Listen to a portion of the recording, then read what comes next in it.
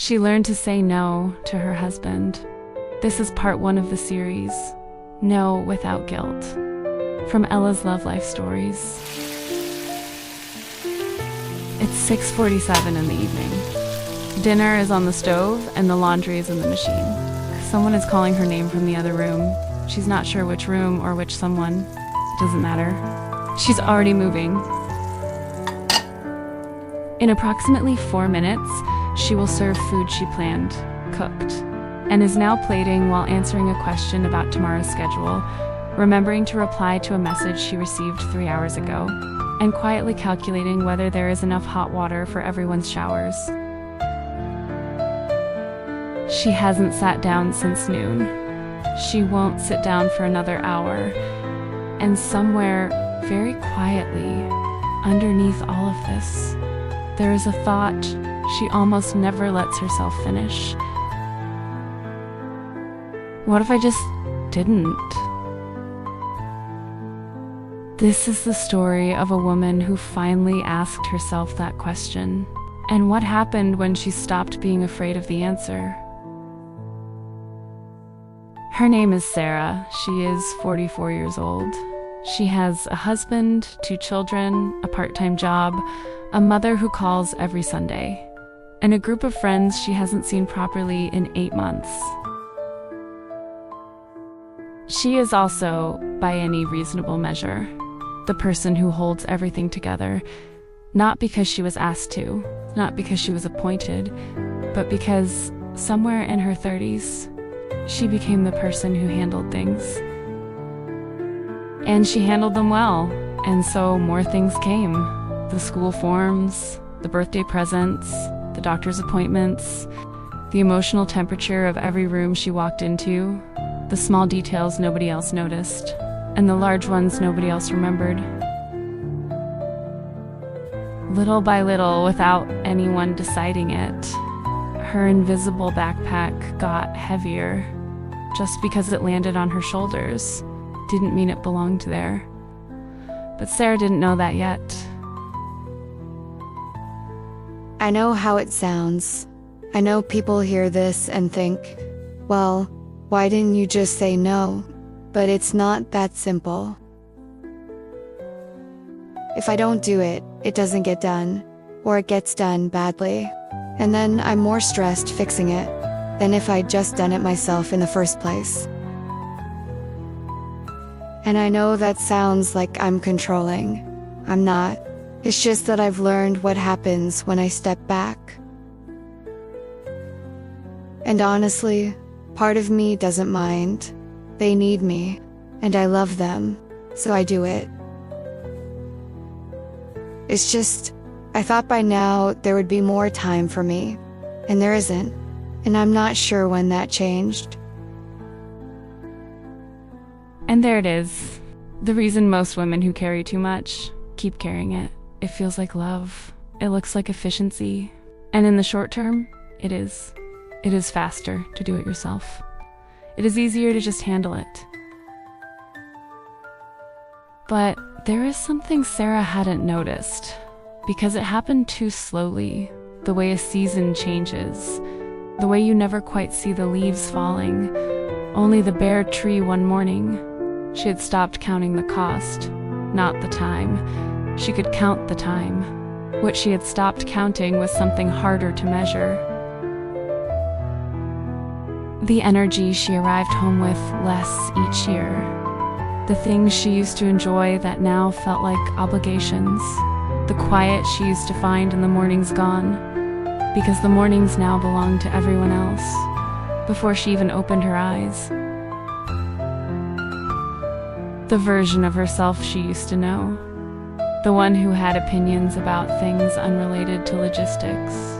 She was still in there, but she was buried under everyone else's needs, under a backpack she had never agreed to carry. And here's what nobody tells you about saying yes to everything. It doesn't make the people around you more capable. It makes them more dependent, and it makes you more invisible, even to yourself. Sara hadn't said no to her husband in 11 years. Not about the things that really mattered. The daily ones, the invisible ones, the ones that stacked up.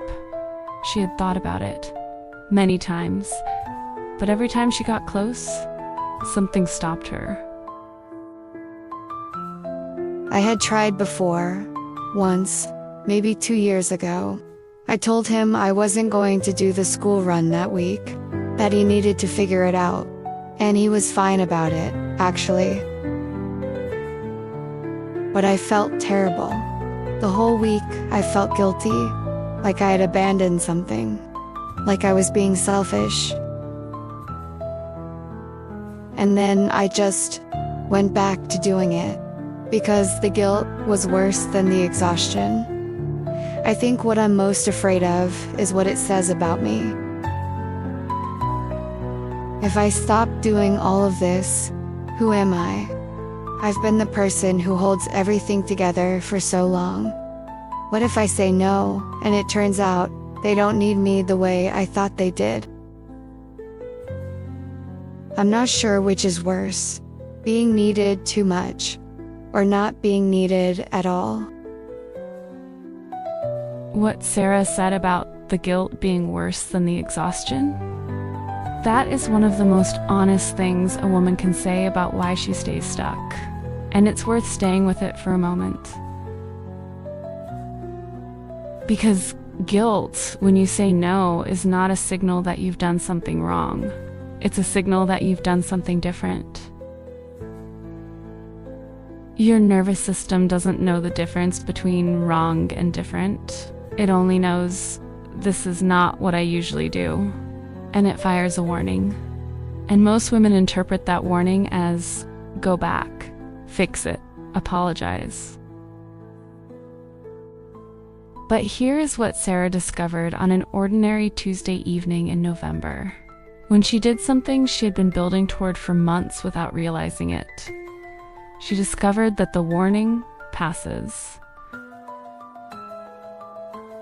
Her husband walked into the kitchen at 6:30 and asked what was for dinner. She was standing at the counter. She had had a long day. And something in her, something quiet and tired and done, just paused. She put down what she was holding. She looked at him, and she said, I don't know. You decide tonight. Then she walked out of the kitchen. Her hands were shaking slightly. She sat down on the sofa in the next room and waited for the world to end. It didn't. 20 minutes has passed. He made pasta. It wasn't what she would have made. The children didn't complain. The kitchen wasn't spotless afterwards. She sat at the table and she hadn't cooked anything and she didn't apologize for it. I still felt guilty. I want to be honest about that. I still felt it. While he was cooking, I kept thinking, I should go in. I should help. I should at least set the table. I didn't. I stayed on the sofa, and it was one of the most uncomfortable 20 minutes I can remember. But underneath the guilt, there was something else. Something I didn't have a word for at first. It was quiet, just quiet. And I realized I hadn't felt quiet in so long that I'd forgotten it was even a thing I was missing. I didn't go back to doing everything the next day, but I did something I hadn't done in years. I asked myself, what do I actually want for dinner? Not them, me. What do I want? I couldn't answer, not straight away. It had been that long since I last asked that to myself, but I asked, and that felt like something. What Sara found on that sofa, that little something underneath the guilt, that is what happens when you say no to one thing that was never really yours. Not immediately, not dramatically, but quietly, like the morning after a storm. She didn't transform overnight. She still does many things she would rather not. She still carries more than her fair share some days. but something shifted in the way she moved through her own home. She started asking, just occasionally, "Is this mine to do?" And when the answer was no, she got better, slowly, imperfectly, with guilt that faded a little faster each time at saying so. Her husband started cooking twice a week, not because she demanded it, because she made space for it, and he filled the space. Her mornings changed first. She started waking up 15 minutes before anyone else, not to get ahead of the day, just to have 15 minutes that were hers. She told me that those 15 minutes changed the whole color of her day, not because 15 minutes is very long, but because they were the first 15 minutes in years that no one had a claim on. Now, here is what I want to leave you with. Not a list, not 5 steps, just one thing.